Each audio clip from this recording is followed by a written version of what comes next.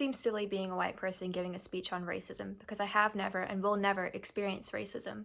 However, the 328.2 million black people that live in this country are faced and targeted with racist laws and a corrupt criminal justice system.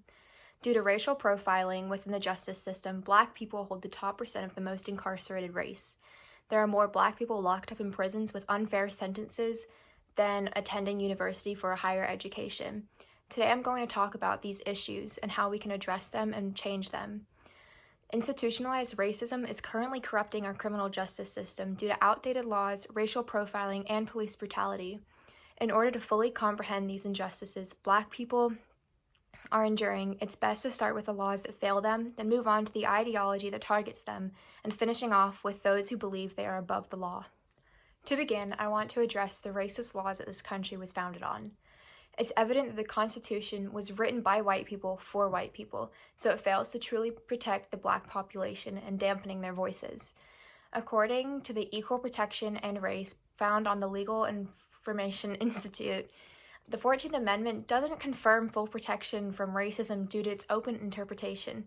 This means that different judges can interpret the laws differently, therefore leading to questionable rulings on certain cases. For example, Judge Ferguson in the renowned Plessy v. Ferguson case in 1664 ruled that the mandate separate but equal was fair under the 14th Amendment because black people weren't being discriminated against. However, it was found that the facilities for black people were way worse, like harsher conditions, not safe, and just generally like in worse state compared to what white people had. Similarly, Jim Crow laws were seen as like separate but equal as well. However, these laws, dampened black people. They weren't allowed to stay out past a certain time, and it made it way harder for them to find jobs and keep a job and make money to move up that social chain. So, with the understanding of how the basis of the criminal justice system is already set up against black people, it's easy to view how justice is obstructed with racial profiling. Racial profiling has been a big issue throughout all of history, but it's become more prevalent now, as you can see with the Black Lives Matter movement and Hands Up, Don't Shoot.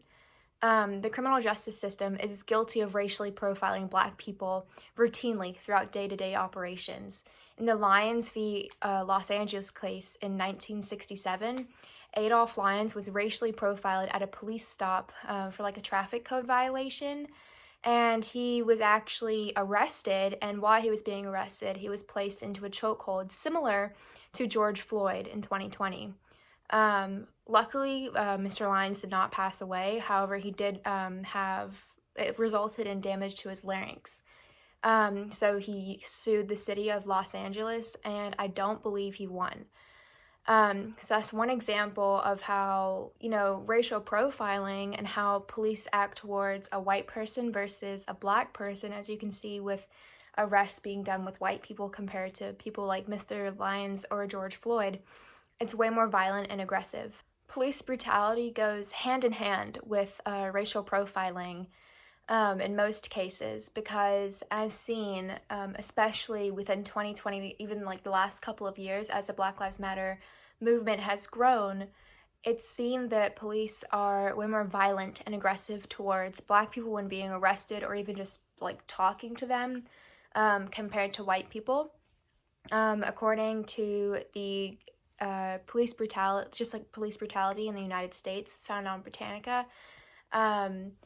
they talked about how police brutality stems from the Great Migration. And just a little brief description of the Great Migration. It happened from around 1916 to 1970, and that was kind of when the Industrial Revolution was going on, and a lot of black people moved from the south to the north because the north was being way more industrialized and just had more opportunities. Also, it's just been kind of historically known that the south is a tad more racist than the north. However, when all these black people moved to the north, all these white northerners were not used to such a huge black population. And that's when they started, the statistic where it's like black neighborhoods are patrolled more by police.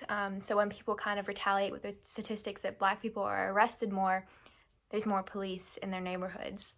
And that stems from that Great Migration, from when white people in white neighborhoods were scared of Black people living around them or near them, even in the same neighborhood.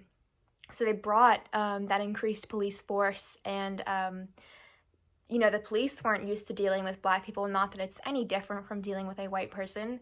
Not that they knew that. So they were then more aggressive, more violent, and harsher, looking way more onto the Black population for crime, even if there wasn't crime, and not really focusing on the white population. So historically, police brutality has been in this country for a very, very long time.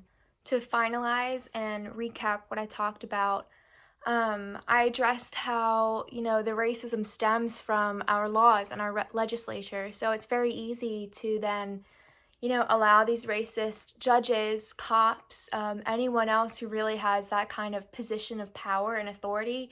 It's so easy for them to kind of bend and mold these laws into what they want. As I talked about in Plessy v. Ferguson, when Judge Ferguson thought that separate but equal was fair. Along with these racist laws, we talked about racial profiling and how police officers target people of color based on unfair stereotypes just because of their skin color.